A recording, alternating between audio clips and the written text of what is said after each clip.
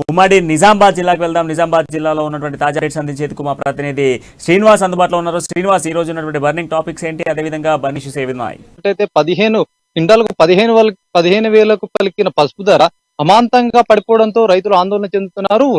పసుపు పంటని ఒక ఆరాధ్య దైవంగా పోచమ్మ తల్లిగా అయితే భావిస్తూ రైతులైతే ఆ కాళ్ళకు చెప్పులు లేకుండా కూడా పంటను పండిస్తూ ఒక అమ్మవారికి సంకేతంగా భావిస్తూ ఉండే సిచ్యువేషన్ లో ఇలాంటి అసలు ఏదైతే పెట్టుబడి పెడుతున్నామో పెట్టుబడి కంటే కూడా ఉల్టా లాస్ అవుతున్నామని చెప్పి కూడా పక్క వాళ్ళు ఆందోళనతో గురవుతున్న నేపథ్యంలో ఇప్పుడు పసుపు పంట మొత్తానికైతే మార్కెట్ కు తీసుకొచ్చే చివరి దశలో ఉంది. మొత్తం ఏదైతే నిజామాబాద్ జిల్లాలో అయితే పసుపు పంట ముఖ్యంగా పెద్ద మొత్తంలో అయితే పసుపు సాగు చేసుకుని దేశంలోనే ప్రత్యేక గుర్తింపు ఉంది పసుపు పంటలకు సంబంధించి.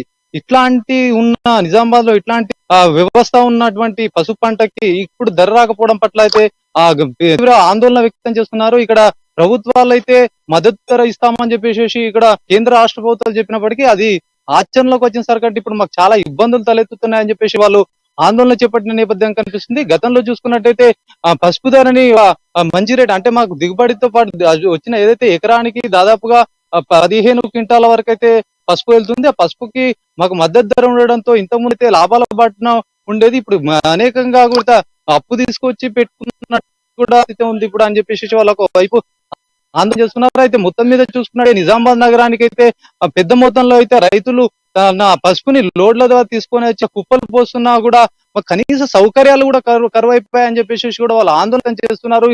ఇక్కడ ఒక పైపు చూసుకుంటే మద్దతు ధర లేకపోవడం, ఇక్కడ తీసుకొచ్చి మార్కెట్ కూడా ఒక పైపు మేము ఎంత ఎండలో ఉన్నా కూడా కనీసం త్రాగునీరు కూడా ఇబ్బంది అవుతుంది చెప్పేసి కూడా వాళ్ళు ఆవేదన వ్యక్తం చేస్తున్న పరిస్థితి కనిపిస్తుంది. దళారీ వ్యవస్థ అయితే ఎక్కువైపోయింది, గిట్టుబాటు ధర లేదు, ఎప్పుడు ఎట్లాంటి వ్యవస్థ ఉంటుందో ఎట్లాంటి పరిస్థితి ఉంటుందో కూడా తెలియని పరిస్థితి అని చెప్పి వాళ్ళు ఆవేదన వ్యక్తం చేస్తున్న పరిస్థితి కనిపిస్తుంది.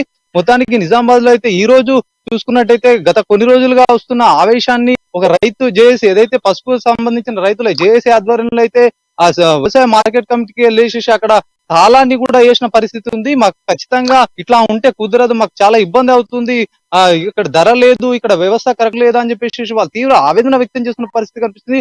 ఆందోళన చేపట్టిన నేపథ్యంలో ఇక్కడ పోలీసులు కూడా ముందట్టుగా అలర్ట్ అయ్యి అక్కడ వచ్చి స్థానికంగా ఉన్నటువంటి సిఐ అక్కడ వచ్చి వాళ్ళు అందింపజేసే పరిస్థితి కనిపిస్తుంది. ఇక్కడ రెవెన్యూ యంత్రాంగం కానీ ఇక పోలీస్ యంత్రాంగం కూడా ఇద్దరు వచ్చి రైతులకైతే సమాధానం చెప్పి వాళ్ళని శాంతింపజేసిన పరిస్థితి కనిపిస్తుంది. ఎందుకంటే వాళ్ళకి ఏదైతే ఇక్కడ దళారీ వ్యవస్థ అయితే ఎక్కువ ఉంది, మా పంటకి అయితే ఇక్కడ ఉన్నటువంటి అధికారులు కానివ్వండి ఇక్కడ ఇబ్బందులు పెట్టే ప్రయత్నం జరుగుతుంది అని చెప్పేసి వాళ్ళ ఆవేదనతో అయితే ఈ రోజు రైతు ఏదైతే వ్యవసాయ మార్కెట్ కమిటీకి అయితే తాళం వేసిన పరిస్థితి కనిపిస్తుంది.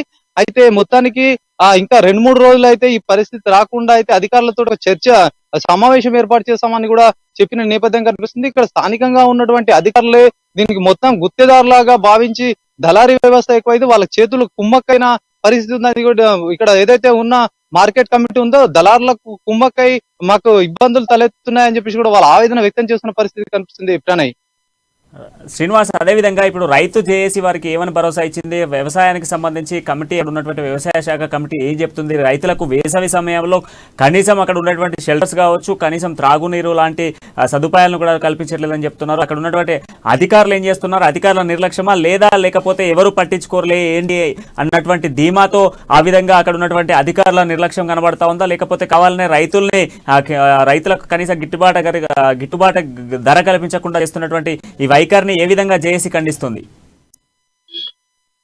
అయితే రైతు జేఏసీ చూసుకున్నట్టయితే రైతుల పక్షాన ఖచ్చితంగా రైతులకు న్యాయం జరిగే విధంగా అయితే పోరాటం చేస్తామని ఒకవైపు చెప్తూ ఉన్నా కూడా ఇక్కడ కేంద్ర ప్రభుత్వం కానీ ఇక్కడ రాష్ట్ర ప్రభుత్వం కానీ ఎవరి స్థాయిలో వాళ్ళు మేము కరెక్టే చేస్తున్నామని కూడా వాళ్ళు ఒకవైపు చెప్తున్న పరిస్థితి. మొత్తానికి చూసినట్టయితే అధికార వ్యవస్థ ఇక్కడ ఏదైతే అధికారులు మాత్రం నిమ్మకు నీరెత్తిన పరిస్థితి కనిపిస్తుంది.